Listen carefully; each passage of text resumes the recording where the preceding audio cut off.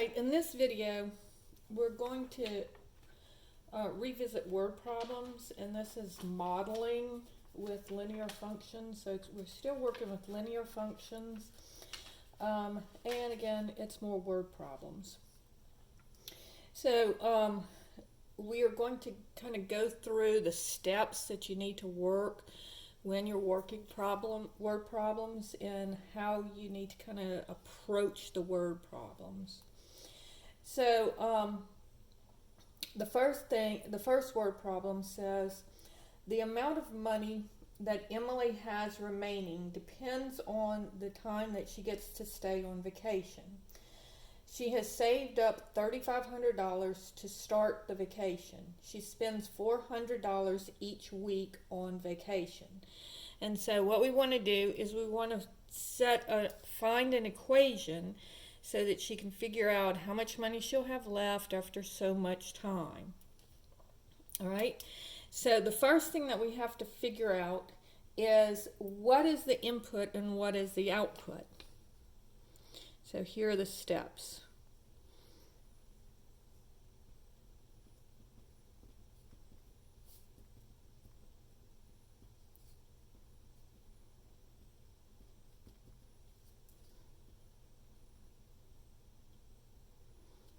All right, so in this particular problem, it says the amount of money that Emily has remaining depends on how much time she stays on vacation. So notice that the money she has depends on the time that she stays on vacation. So the y variable here, or the output, is going to be the money, because it is the dependent variable. And notice the word depends. So money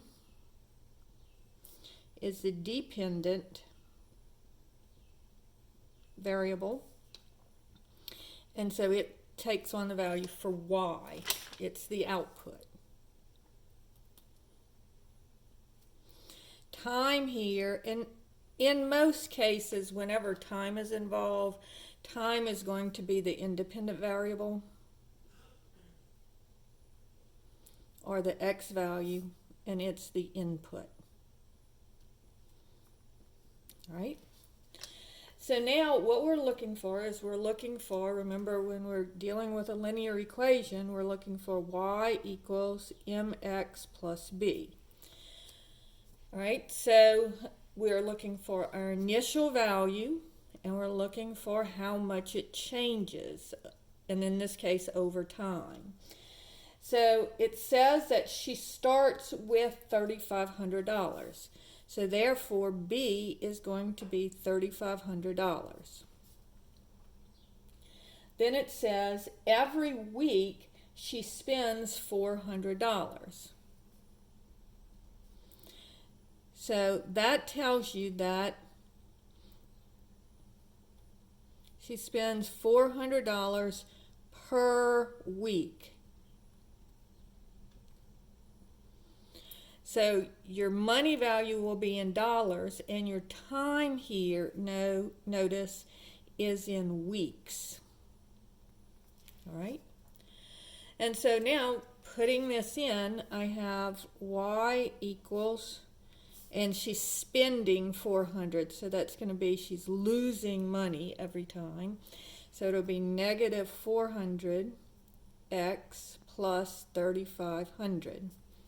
All right? Or you could think of it as 3,500 minus 400 times the number of weeks. All right?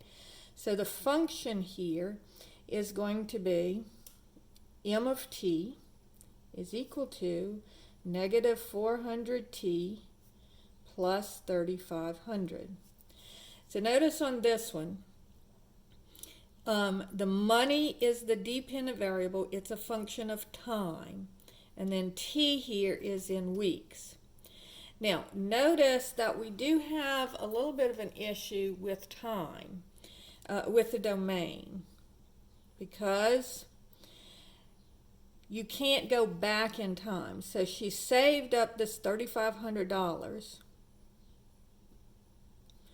at time 0. That's how much money she has. And then notice it's a decreasing function. So eventually she will run out of money and have to go off of vacation. All right, and go back to work. All right, so if I find out, notice that my y-intercept I already know. But let's find out what my x-intercept is. And remember, the x-intercept is where y equals 0. So solving for my x-intercept, I'd have 0 is equal to negative 400t plus 3500. Add the 400t to both sides. Changes sides, changes signs. And then divide both sides by 400. And so t would be equal to, let me get my calculator here.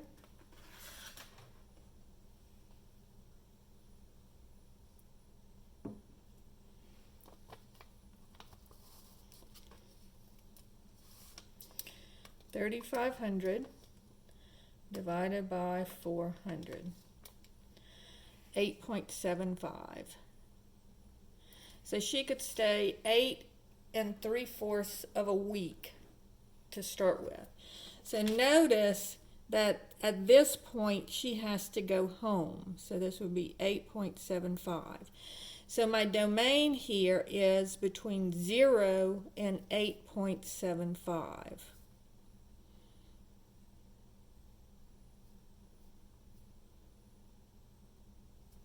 Okay, so notice she could not go on vacation and start at 0, or she could stay all the way through and spend all of her money and go 8.75 weeks. All right, so that's the first problem.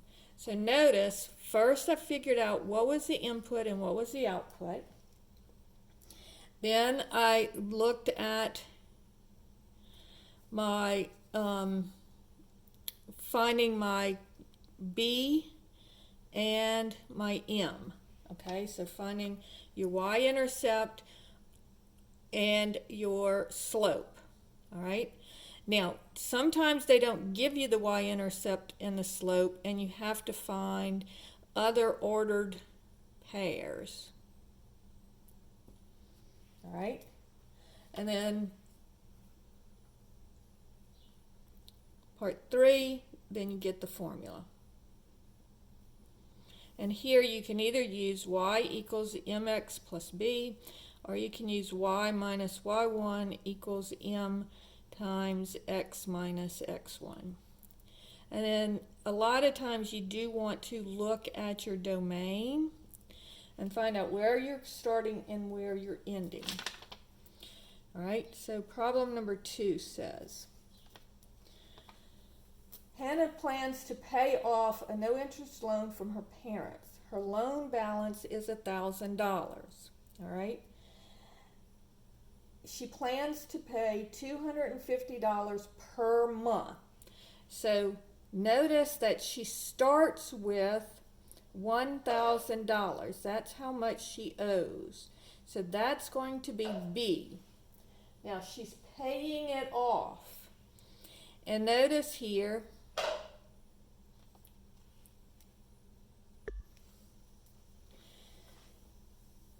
and so it says she plans to pay $250 per month. So that always, when you see here the per month or each week or something like that, that tells you that's the slope. Now notice that her balance is going down. So it's a decreasing function. So she's subtracting $250 per month from what she owes her parents. So this tells you that the time here is in months. Okay? So now, again, all we have to do is we say, okay, now we know what my y-intercept is. We know what my slope is. So using y equals mx plus b, I'll have y is equal to -250, because that's the slope, times x plus 1,000. Now this one, you can call it the debt compared to the time, or you could call it the money compared to the time. I'll go ahead and call it D of t is equal to negative 250t plus 1,000. Now the next part of this question, and sometimes they'll ask this, is how long will it take for her to pay off the amount of money that she owes to her parents? And so on this one, they want to know, when is her debt going to be 0? So that would be 0 is equal to negative 250, I'm sorry, I forgot my 0 here, negative 250t plus 1,000. Add the 250 to both sides, or bring it to the other side, changes sides, changes signs, and then divide both sides by 250. So I get t is equal to 4. So it would take her, if she paid $250 per month, it would take her 4 months to pay it off. And if I wanted to look at my graph, I would start here. This would be 0, 1,000, and then it would go down to where she owed, in 4 months, she would owe 0. So this would be the debt, and this would be time in months. All right, so that's how that one works. All right, problem number 3 says, Tom's population, a town's population is growing linearly. Sorry, my tongue is twisted. In 2014, the population was 6,200. By 2019, it had grown to 8,100. Okay, so here notice they were kind of giving us 2 bits of information. They're giving us a year, and they're giving us the population. So when I'm looking at this one, what I want to do is I want to start the time at 0, all right? So when time equals 0, so we're starting in the year 2014. And so my population is going to be 6,200. Now this is when the time is 0, so this is going to be my B. And then this is 5 years later, so 2019 minus 2014 is 5 years. So when the time is 5 years later, my population will be 8,100. So what I'm going to do is I'm going to make a little t-chart, and we'll call it T, instead of calling it X and Y, we'll call it T and P. And notice again that the time is the independent variable, just like it was on all of these. So this will be 0 and 6,200, and this would be 5 and 8,800. And so notice that here I'll have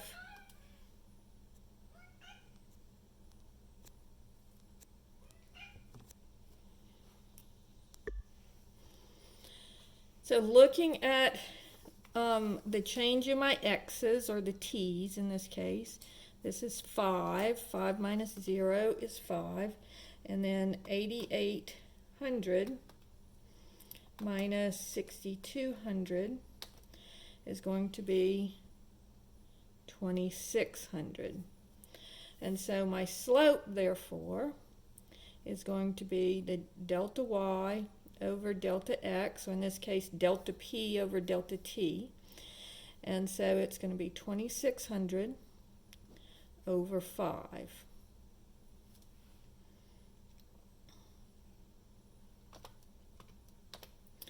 So my slope is 520. And notice the population is increasing, and so it will be a positive number, all right? Now, we can also see that my initial value is 6,200. And so using P of t equals mt plus b, or y equals mx plus b, same thing. So P of t here would be 520 t plus 6,200, all right? And that would be my equation for my population. And then it asks, what would the population be in 2023? So if I went to 2023, so remember, I'm always going from my initial year.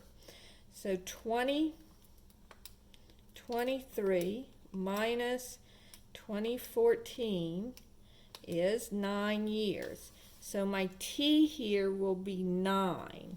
All right. I want to know what would the population be. So P of 9 would be 520 times 9 plus 6,200. Okay. And so that would be 520 times 9 plus 6,200. And so this would be 10,880 people. If the trend continues and it stays a linear growth, then the new population would be 10,880. And then the next question is, how long will it take for the population to grow to 15,000? All right, so in what year, so we know that this is 10,880. So now they're asking the other question, if I know the population is 15,000, how much time did that take? So this would be, the population is 15,000 is equal to 520t, going back up to here, 522 plus 6,200. So here I'm going to subtract the 6,200 from both sides, and I'll get 15,000 minus 6,200 is equal to 8,800 is equal to 520t. Divide both sides by 520. And I get t is equal to about 17 years, and I'm going to go ahead and round it off to 17 years. So it'll take 17 years for it to reach this value of 15,000. But that's not the question. It says, what year will the population be 15,000? And so I'm going to take my initial year, 2014, and I'm going to add 17 to that. And so it will actually occur in 2030, because it's not quite 17 years, it was 16.9, but it's so close that I'm going to go ahead and call it 2031, when the population would reach 15,000. All right, now let's see if you can try this one as we're going. It says, a company sells donuts. They incur a fixed cost of $25,000.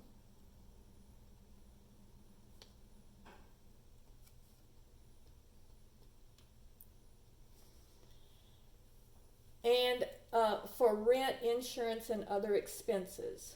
It costs 25 cents to produce each donut. So 25 cents for each donut. Now, see if you can tell what is B and what is M. You want to find a linear model that represents the cost. So in other words, you want to find an equation that represents the cost for them to produce X number of donuts. All right, so try that and then come back to the video. So here, notice the fixed cost. This is going to be B, and then and that is a positive cost. And then it also costs an additional 25 cents for each donut. So my slope will be 0.25. And so this will be C of let's call it N. So we're going to talk about the cost compared to the number of donuts. So C is the cost, and N is the number of donuts that we produce. So C of N is equal to 0.25 times N plus 25,000. And that's your equation for